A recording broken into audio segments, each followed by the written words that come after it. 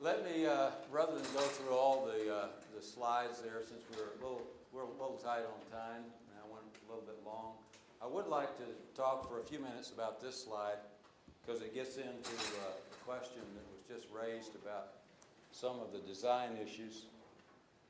This is these are some of the soils from that 130 project, South Central Texas project, we call it. And I want to take a few minutes to talk about this because it illustrates some interesting points here.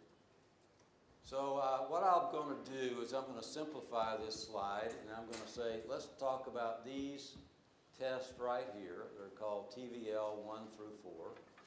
And then we're going to go down here to LSS 1 through 4. We're not going to talk about these here. And what I've got here, in this is the ID, the identifier of that soil. Second column is the difference between the saturation at the test and the optimal saturation. So S sub optimum means the saturation at optimum conditions, which is usually about 80%, 75–80% saturation. So what happens here is if I'm 2, then that means that the sample is 2 percentage points above saturation when the test is run. And here it's 12 percentage points above saturation. And here it's about 15.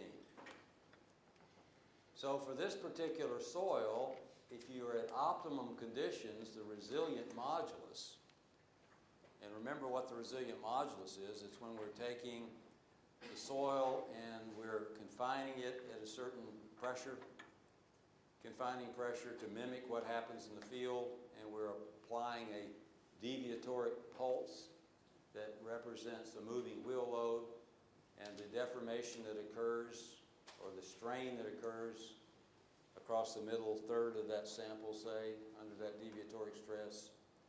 That stress divided by that strain is the resilient modulus.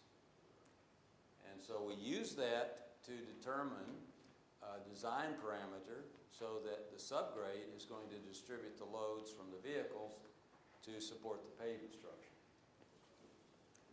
So we take that soil and we test it at its optimum conditions, and the resilient modulus is 12,000 psi. If we tested it only 2 percentage points above optimum, the modulus drops by a third.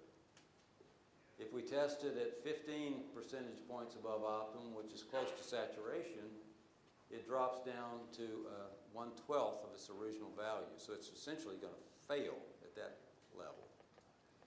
Now, if you take this same soil and you stabilize it with the right amount of lime, you get these results. So the 0, we can compare that 0 with that 0, and we can say that we've increased the modulus by a factor of 2.6, 2.7 by adding the lime to it and allowing the textural changes and the pozzolanic changes to occur.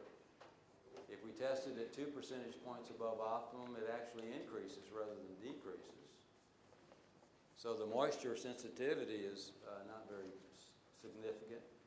And even when we tested it near saturation, it's only losing about 4,000 psi from the optimal condition, or at least the 0, the optimum saturation condition for density. So we only drop down to about 26,000 psi, so we haven't lost that much. And it's this that we really want to compare with this when we get to design. We want to compare the 1,000 to the 26,000. So lime should be considered, when you're thinking about design, you want to think about the worst case conditions. You want to think about the saturated conditions versus the, and you want to think about the fully stabilized condition, not just the initial effect. So I think this is a very, very important slide because it tells you not only does the stabilization significantly increase an important design parameter, but it also tells you that the effect of moisture is substantially when you, I guess if given enough time, we might go back and talk a little bit about the AASHTO method of design, but you know in the AASHTO method of design that in 1993, the old AASHTO method, you have the structural layer coefficient. And you multiply the structural layer coefficient by the thickness of that layer, and you add the products, the sum of the products of the thickness and the layer coefficient to get the structural number. And for a given number of equivalent single axle loads, you require a given structural number if you're going to have a successful pavement. So, if you have a structural layer coefficient, the higher it is, the more contribution that layer is going to make to the structural number. And so we can see here that for these LSS 1 through 4, something in the range of 0.13 is probably going to be an appropriate structural number for the lime stabilized layer. If you have up here the same material, you have essentially no structural number.